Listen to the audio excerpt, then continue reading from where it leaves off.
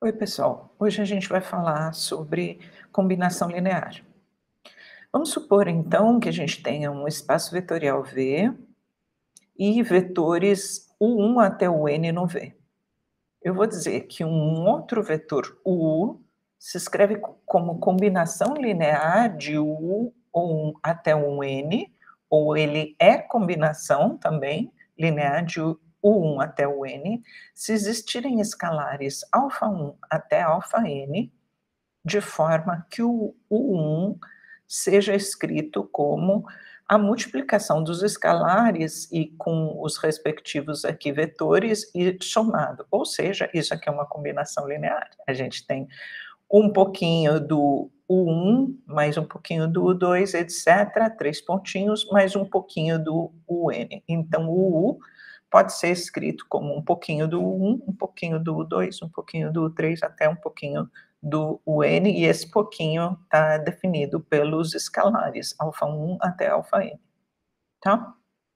Uma observação que a gente tem nesse caso é que se U for um espaço vetorial, V for um espaço vetorial e U um subespaço do V, então, se esses caras aqui estiverem no U e esses forem escalares, então essa combinação linear fica dentro do U, porque afinal de contas, se o U é subespaço do V, ele é fechado para adição entre vetores dele e ele é fechado para multiplicação por escalar. Então, a gente consegue mostrar que esses caras aqui estão dentro do U. Você pode fazer isso por indução sobre N, por exemplo, tá? Ok, um exemplo. Se a gente tiver no P2, que são os polinômios de ordem até 2, e considerar esse polinômio aqui, a gente vai ter o seguinte: esse polinômio é combinação dos seguintes polinômios. P1 é 1, P2 é o x só, e o P3 de x é o x2. Como é que a gente pode ver isso?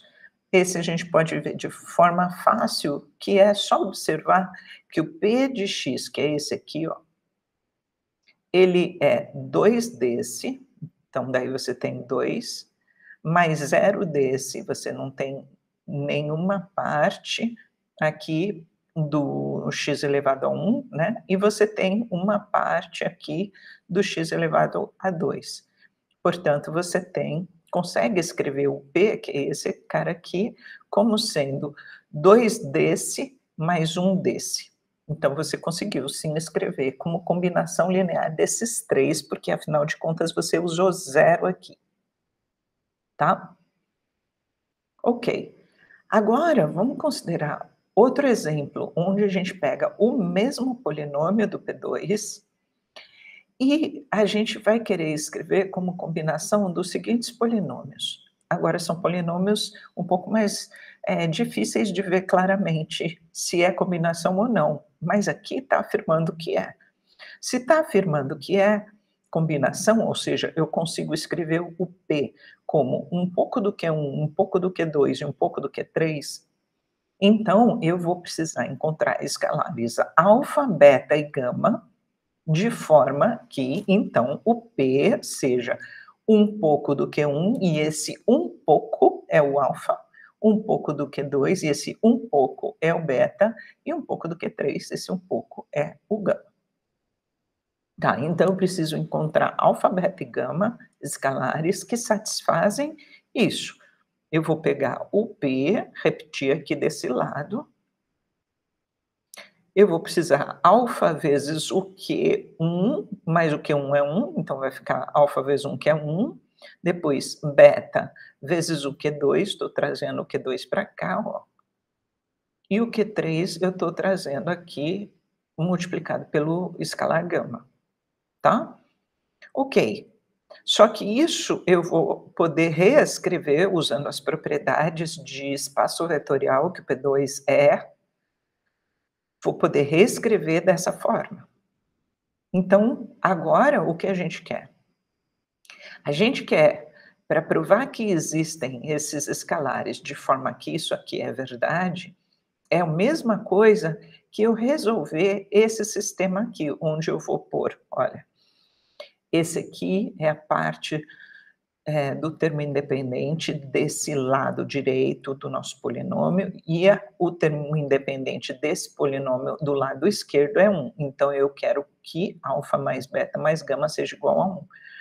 Quero também que que beta mais gama, que é o que está multiplicando o x desse lado, seja o que está multiplicando o x desse lado, que é o zero, que está invisível, não estou enxergando. Lembra? Isso aí é como se faz igualdade de polinômios. Você vê o grau do polinômio, as potências, e vai igualando os coeficientes.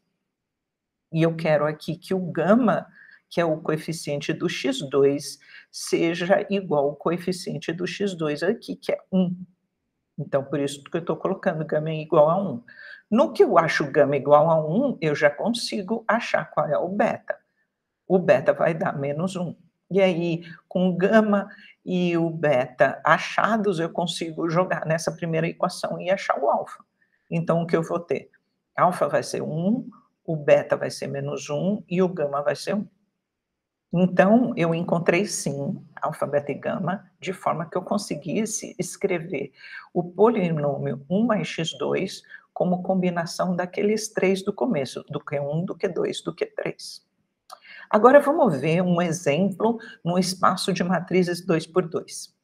Vamos considerar esse vetor aqui dentro do espaço de matrizes, certo? Lembrando que, se eu estou considerando um espaço vetorial, eu vou chamar todos os elementos desse espaço vetorial, não importa que sejam matrizes ou polinômios ou funções ou NUplas, eu vou chamá-los de vetores porque são os elementos de um espaço vetorial. Então, eu estou considerando esse A aqui, essa matriz 2 por 2 A, e quero saber se é possível escrever essa matriz A como combinação linear dessas outras duas aqui. E eu não sei se isso é verdade. Então, para isso, eu vou verificar se eu consigo encontrar alfa e beta escalares de forma que o A, aqui o azul, seja alfa A1 mais beta A2. Ou seja, então, eu quero que essa matriz seja alfa, essa matriz que é A1, mais beta, essa matriz. E esse lado de cá, quando eu faço essa conta toda, vai dar alfa, beta, beta, alfa. Portanto, então, eu preciso verificar se essa igualdade vale. Se isso valer, o que eu vou ter? Eu vou ter que o alfa é 7 e o alfa é menos 4 ao mesmo tempo, o que é um absurdo, né? Eu não posso ter alfa valendo 7 e menos 4 ao mesmo tempo, da mesma forma aqui.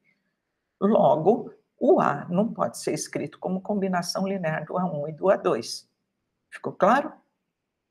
Ok, agora vamos para uma outra definição. A gente vai considerar um espaço vetorial e S um subconjunto, não necessariamente um subespaço, um subconjunto do V que é não vazio.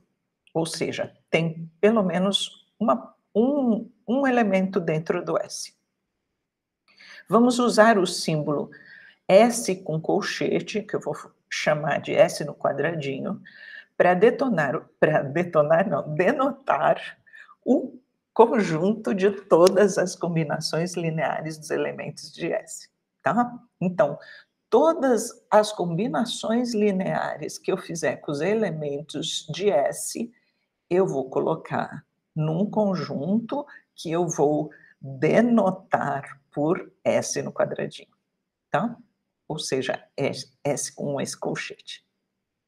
Em outras palavras, se um cara está lá no S quadradinho, então existem escalares e vetores no S, tais que o U é combinação linear deles.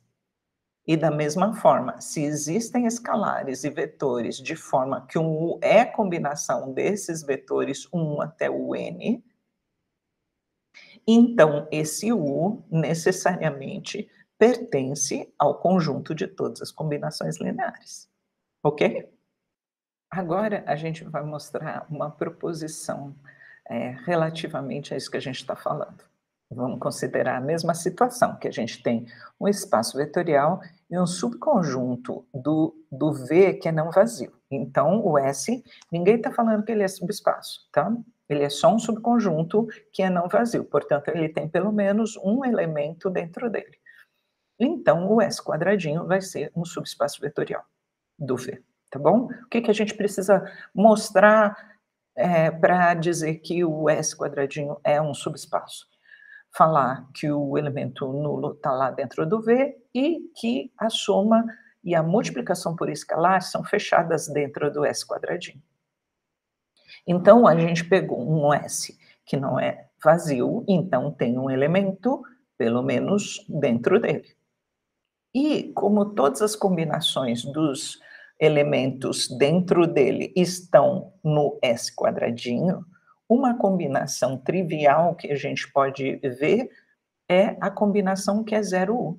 Mas 0U, a gente sabe que por propriedades de espaço vetorial, que é o próprio zero. Portanto, o zero, que é o 0U, que pertence como combinação linear, pertence ao S quadradinho, o zero pertence ao S quadradinho, tá? Lembrando que esse zero aqui é o zero escalar e esse zero aqui é o zero vetor do V.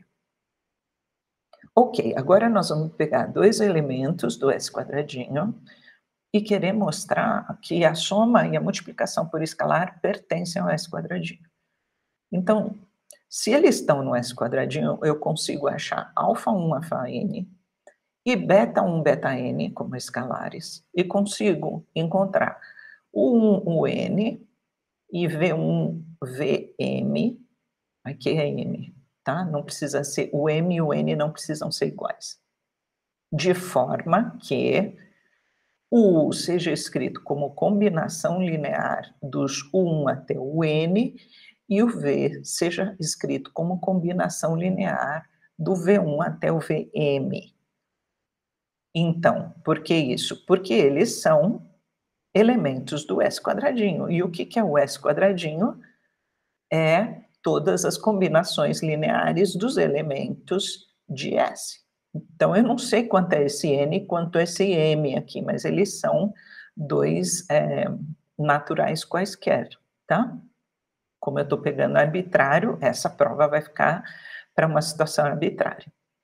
Então, para qualquer lambda real, quando eu fizer essa conta, U mais lambda V, eu vou ter o quê? A parte do U, que eu trago daqui, ó, mais lambda, e o V, que é esse cara aqui, está aqui. E por propriedades de espaço vetorial, eu consigo escrever dessa forma, e isso aqui é uma combinação linear de elementos do S, porque, afinal de contas, o 1 até o N, V1 até o Vn pertencem ao S sem o quadradinho. Portanto, toda combinação linear que eu fizer desses caras aqui, e essa é uma, pertence ao S quadradinho. Portanto, a gente provou que a soma e a multiplicação por escalar caem dentro do S quadradinho. Com isso, o S quadradinho é subespaço do V. E assim a gente termina essa aula.